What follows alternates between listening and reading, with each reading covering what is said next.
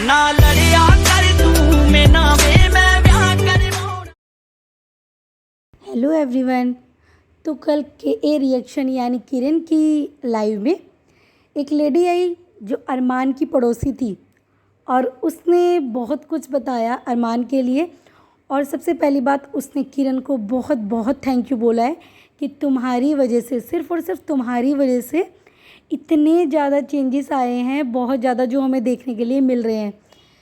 उसने बताया कि अभी 3-4 दिन पहले जब पनोदी सर ने इसका व्हाट्सएप उड़ाया था तो इसने बहुत रिलैक्स होकर अपनी वीडियोस में दिखाया कि मेरे साथ स्कैम हो गया है या मेरा व्हाट्सएप हैक हो गया है। इसने इंस्टाग्राम पे भी और यूट्यूब पे भी अपनी वीडियोस डाली थी, तो उसमें बहुत रिलैक्स तरीके से बता रहा था कि मेरे साथ स्कैम हो गया है। लेकिन उन लेडी ने बताया कि ये जो ऑन कैमरा है और जो ऑफ कैमरा है, दोनों में इसका कैरेक्टर बहुत ज़्यादा अलग है। उस दिन ये बहुत ज़्यादा गुस्से में था, तो जो कृतिका है इसकी वाइफ, उसने बोला, ये बाहर खड़ा होगा तो उसने बोला कि आप अंदर आ जाओ, चलो जो हुआ सो हुआ। तो इसने गुस्से में उसको भी मारा। तो इसकी दरिंदगी की हालत इतनी है कि जब भी इसको गुस्सा आता है, ये देखता नहीं है कि कौन है, ये सामने वाले को मारने लग जाता है। और इसने अपनी वीडियोस में दिखाया था कि ये बहुत ज़्यादा रिलैक्सली है। अब बात करते हैं जो इसका गार्ड था। एक बार इसके कुछ फैंस होंगे जो इससे मिलने के लिए इसके फ्लैट में पहुंच गए होंगे और गार्ड शायद उस वक्त अवेलेबल नहीं होगा या उन्होंने उसको रोका नहीं होगा, वो ऊपर चले गए थे इससे मिलने के लिए। तब इसने अपनी वीडियोस में दिखाया कि मैंने गार्ड को बहुत ज़्यादा समझाया, बहुत ज़्यादा हड़काया, लेकिन इसका उल्टा ही था। इसने उस गार्ड को बहुत बुरी तरीके से पीटा था। उस लेडी ने बताया कि जो गार्ड को पीटा था उसकी वाइफ ने उनको सब कुछ बताया, क्योंकि वो उनकी बिल्डिंग में काम करती थी। और सेम सेम इसी की तरीके से है इसका बेटा चीकू, जो सोसाइटी के बच्चों के साथ खेलने तो जाता है लेकिन वो उन पे अपना ही हक जमाता है। मतलब वो अपने आप को एक लीडर बनता है बच्चों के बीच में। और जब इस सब की मतलब कंप्लेन सोसाइटी के बच्चों के पेरेंट्स ने नितिन से की, सब ने मना कर दिया कि आप हमारे बच्चों को वीडियोस में नहीं लोगे। तो पायल ने अपने बच्चे को ब्लॉग बनाने के लिए मना नहीं किया, उसने बल्कि सोसाइटी के बच्चों के साथ खेलने को ही मना कर दिया। अब वो अधिकतर अपने बच्चे को, चीकू को, नीचे सोसाइटी के बच्चों के साथ खेलने ही नहीं जाने देती है। मतलब बच्चा व्लॉग बनाएगा लेकिन खेले को देगा नहीं। किसी भी सोसाइटी के मेंटेनेंस और टेक केयर के लिए एक प्रेसिडेंट होता है, लेकिन जब वहाँ का प्रेसिडेंट ही अरमान मलिक हो तो वहाँ अब लोगों की कोई क्या सुनेगा। क्योंकि वहाँ पे लाइव में लोगों ने क्वेश्चन किए थे कि आपकी सोसाइटी में कोई प्रेसिडेंट वगैरह तो होगा जिससे आप इसकी कंप्लेन कर सकते हो। तो उन लेडी ने बताया कि अगर प्रेसिडेंट ही अरमान मलिक हो तो हम लोग किससे कंप्लेन करें। तो इसी वजह से उन्होंने बताया कि इन्होंने 7-8 फ्लैट जो हैं वो रेंट पे ले रखे हैं, कोई भी इसका खुद का नहीं है। और जो वहाँ का ऑनर है वो कहीं बाहर अब्रॉड रहते हैं, तो इससे वहाँ पे 7-8 फ्लैट ले रखे हैं और ये वहाँ पे अपनी मनमानी करता रहता है। और उन्होंने बताया कि जैसे सोसाइटी में, हर एक सोसाइटी में हर महीने में कुछ ना कुछ छोटे मोटे फंक्शन तो होते ही रहते हैं, लेकिन इसको किसी भी फंक्शन में इनवाइट नहीं किया जाता है और ना ही इनके फंक्शन में कोई सोसाइटी वाला जाता है।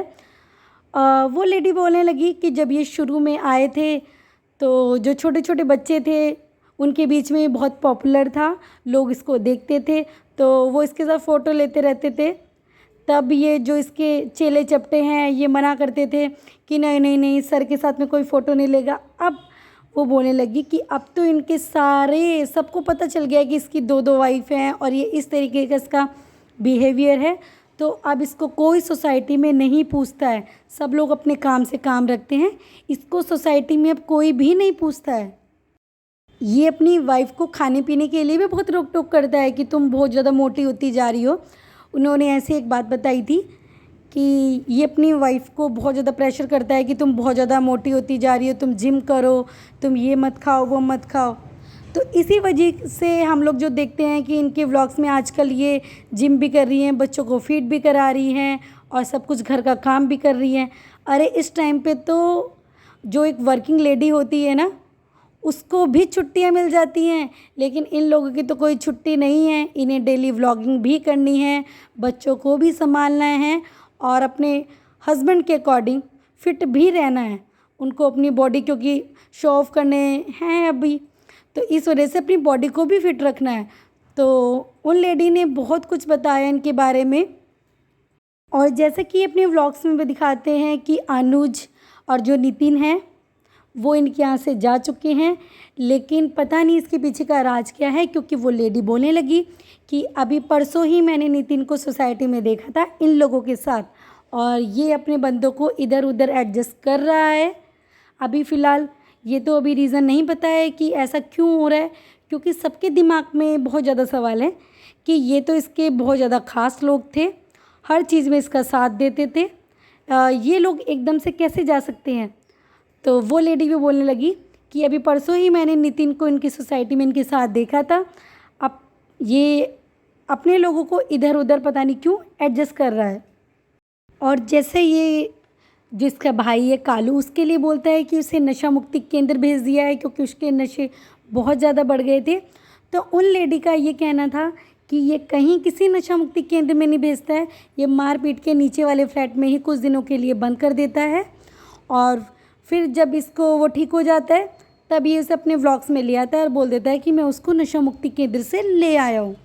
और जैसे कि ये दिखाता है कि आज मैंने ये गाड़ी ली, आज मैंने वो गाड़ी ली, तो उन आंटी ने बताया कि ये जो इसकी गाड़ियाँ होती हैं ये रेंट वालों से लेता है और 2-4 दिन अपनी शूटिंग करने के बाद, अपने व्लॉग्स में, अपने गानों में लेने के बाद फिर उनको वापस कर दिया है। तो लोगों को इस तरीके से पागल बनाया जा रहा है। अब लोग थोड़ा ना पूछेंगे कि अपनी वो गाड़ी वो दिखाओ, वो गाड़ी दिखाओ, तो ये इसी तरीके से करता है, रेंट की गाड़ियाँ लेके और उससे बताता है कि मैंने नई खरीदी है। तो मतलब कितना झोला छाप आदमी है ये। इसकी ऑन कैमरा ऑफ कैमरा बहुत अलग लाइफ है, इसके कमिटमेंट बहुत अलग है। ये ऑन कैमरा बहुत सॉफ्ट नेचर का दिखाता है, लेकिन ऑफ कैमरा ये बहुत ही रूड बिहेवियर वाला है। और कुछ लोगों ने उनसे क्वेश्चन किया कि ये जो जिम इसने बना रखा है ये कैसे बना रखा है, तो उन्होंने बताया कि इसने जिम ये सोच के बनाया था कि मैं इससे भी अर्निंग करूँगा, लड़कियां मेरे पास आएंगी बाहर से, मैं उनको ट्रेनिंग दूँगा। लेकिन वहाँ पे सोसाइटी में कुछ प्रॉब्लम हो गई थी इतने लोगों के आने जाने से एंट्रेंस के लिए, तो इस वजह से अब इसके जिम में कोई नहीं आता है, ये अकेले बस इसकी वाइफ और यही वहाँ पे करते रहते हैं जिम। अब बाहर से ज़्यादा कोई लोग नहीं आते हैं, वरना इसने ये सोचा था कि मैं इससे भी अर्निंग करूँगा। और ये आंटी हमेशा, अब कुछ लोग बोलेंगे ना कि भाई पैसे दे के बुलाया होगा किसी को ऐसे, तो ये जो लेडी थी ये हमेशा अपनी आईडी से जब भी लाइव होती थी कमेंट्स करती रहती थी, हमेशा हिंदी में इनकी कमेंट्स आते रहते थे और लोग हमेशा रीड करते थे, लेकिन कभी ये पैनल पे नहीं आती थी। लेकिन कल ये पैनल पे आई और इन्होंने बहुत सारी बातें रखी हैं अपनी, और इन्होंने ये भी बोला है कि अभी मेरी सोसाइटी के 1-2 लोग और हैं जो आपसे बात करना चाहते हैं, तो वो लोग भी आएंगे और वो लोग भी इसकी सच्चाई रखेंगे। तो अब तो पता चल ही चुका है लोगों को कि इसकी सोसाइटी में भी कोई इज्जत नहीं है।